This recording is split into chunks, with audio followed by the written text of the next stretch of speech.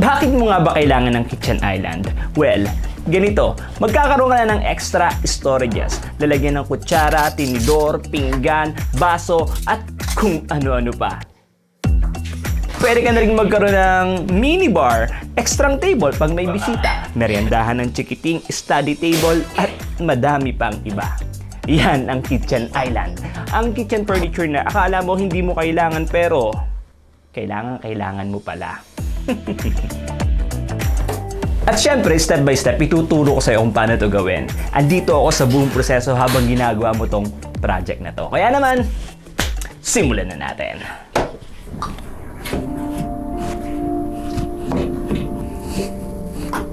Pwede ka dito mga katol gumamit ng lagare. Okay, mas okay yung Japanese handsaw, mas straight yon. At syempre, kung may circular saw ka, mas okay. Siguraduhin mo lang mga katol na consistent yung mga sizes nung ikakat mo at syempre, dapat iskwalado.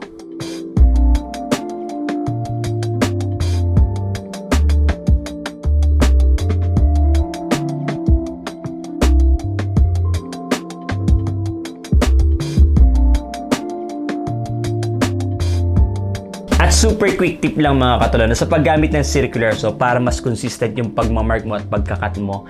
Kunin mo yung clearance from edge ng plate hanggang dun sa tip ng blade, then mag-cut ka ng piece ng kahoy lang. Then gawin mong marker yung piece ng kahoy na yon na paglalagyan mo ng guide.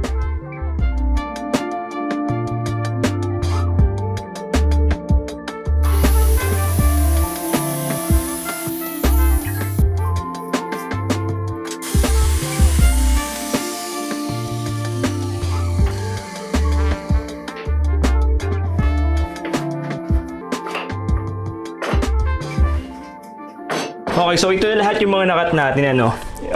Apat na, ano nga to? Kodigo. Apat na piraso na 28 inches, then 6 na piraso na 28 inches point 5. Dalawang piraso 17 inches. Yan. Ito siya. Tapos, 6 na piraso na 14.5. Ito, kinuha ko lang dito mga katol yung kapal ng materyales. Then, ito yung center. Maglalagay ako ng isang screw dito. So, isang screw, isang screw, isang screw, isang screw, isang screw, isang screw.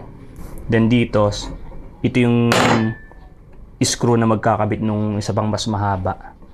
Para hindi sila magkatamaan kasi yan, malayo. Yun yung pinakasimpleng joint rin na naisip ko para, alam mo, masundan mo rin itong build na to. Okay?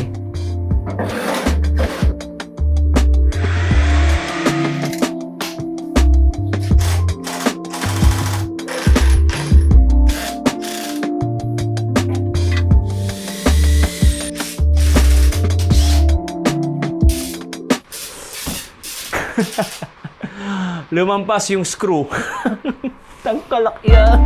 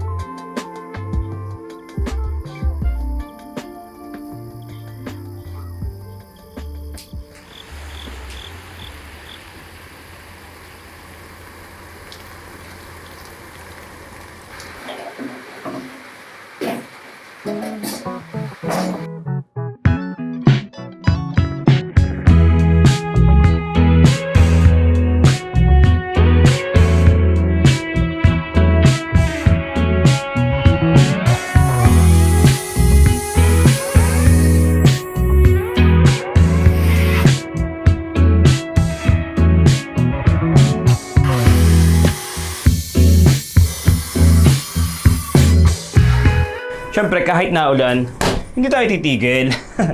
Tapos ko nang ikat yung mga panels na gagamitin natin para sa ating cabinet, ano. So, ito na siya. Yeah! Hinat ko dito yung iba using my circular saw. But since may bago akong miter saw from Stanley, ginamit ko yun. Ang saya at sobrang bilis.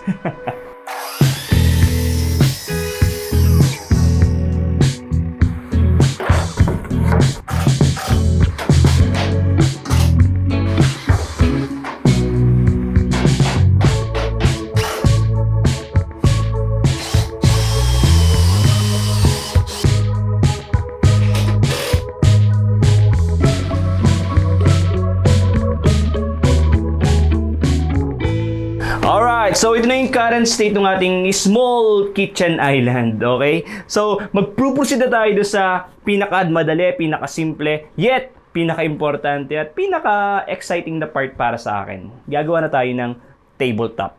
So, ito na yung gagamitin natin para doon sa tabletop natin, 2x4 na S4S. Ibig sabihin na plain na joint na yung apat na surfaces nung number natin, good to for tabletop. Okay? Hindi muna ako mag-shoot sa actual dimension. I-rough cut ko muna ito ng mga 37 inches. Then, pagka-glue up, saka natin siya i-cut using a circular saw doon sa actual dimension. Okay?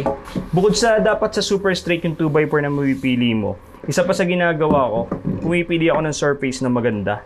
Pag nakat ko na siya, ino-orient ko yung iba't ibang surface ng pine wood hanggang sa makapili ako ng magandang orientation na, alam mo yun, yung seamless yung pagkakakonect niya. Yeah, ito. Okay na to.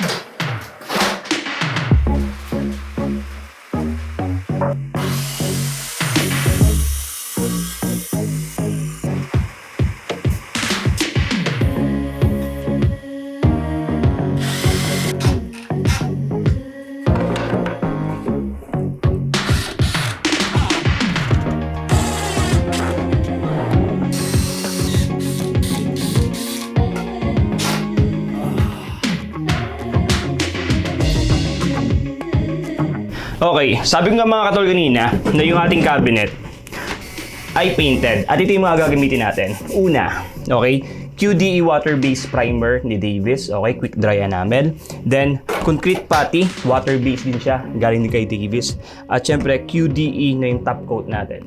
Pwede ka syempre gumamit ng baby roller na may foam, okay? O kaya, dahil sa may electric sprayer yung gagamitin ko para mas mabilis, para mas maproduce ko agad yung video na to. Ganito yung proseso. Primer, isang coat, then sand, 240 grit. Kasunod, putty, isang coat, sand uli ng 240 grit pagkatuyo. Then kasunod, itong top coat natin, 2 to 3 coats at every coat.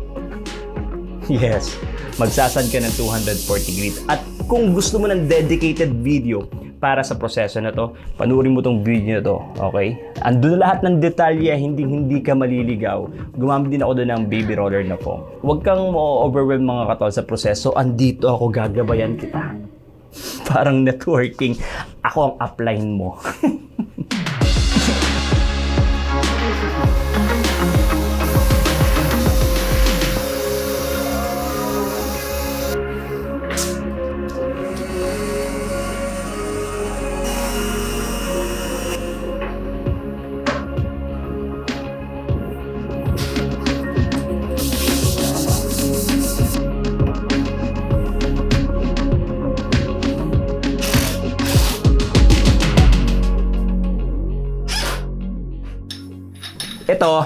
Ito yung mga sabitan akong bale, industrial eklabo lang. Maraming salamat kay Teji S. Oraa. Sana nabanggit ko yung name mo ng tama. Nagpadala siya ng sobrang daming flanges at nagamit ko siya dito. And last, ito yung pinaka mahalaga, okay? Dito ako excited. Ito yung tinatawag na bracket na foldable. At sa pagkakabit mga katol, nitong ating L brackets na foldable, just make sure na may mga 3mm na offset. Sobra siya dito. Yan.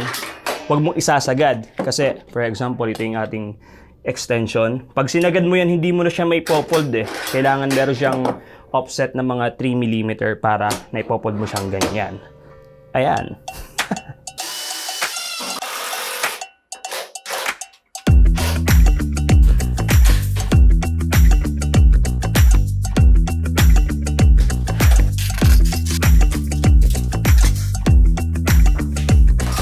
At kung gusto pang makakita ng mga DIY projects at matuto kung paano gawa ng mga DIY projects, panurin mo tong dalawang videos dito na sigurado ako mag-e-enjoy ka at may inspire ka. At isa pa mga katol, inopen ko na yung super duper awesome private community dito sa Film.Build. I-click mo lang yung join button dyan sa baba para malaman mo yung ibang details. Okay? So till next week, bye-bye!